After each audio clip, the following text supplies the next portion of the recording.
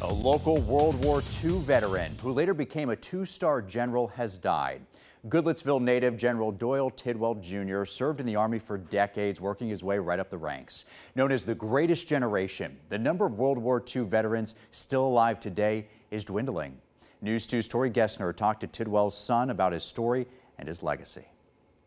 Shuffling through the photos, Bill Tidwell has his own box of history. The focal point, his father, two-star General Doyle Tidwell Jr. This is 18-year-old first lieutenant.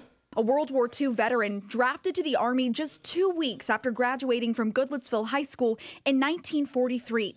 After officer candidate school, Tidwell was sent to the South Pacific to fight in the war. He was not behind a desk. He was a combat infantry officer. His specialty in the Army, flamethrowing, eventually becoming an instructor. The two-star general didn't talk much about his experience in World War II, but Tidwell's son says he shared some positive memories about soldier friends and foes. In a sense, he even treated his enemies with respect.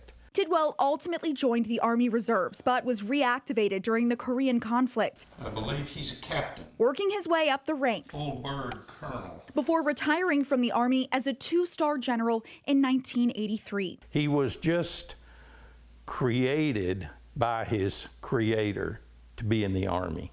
The story of an accomplished World War II veteran, one that's now rare across the country. As of last year, there were less than 2,400 World War II veterans still alive in Tennessee, according to the National World War II Museum.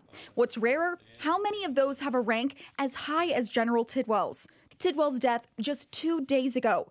The Army will arrange his burial, showing their support to honor one of their own. I give them the credit for that. And I give Dad credit for having the heart to make those investments.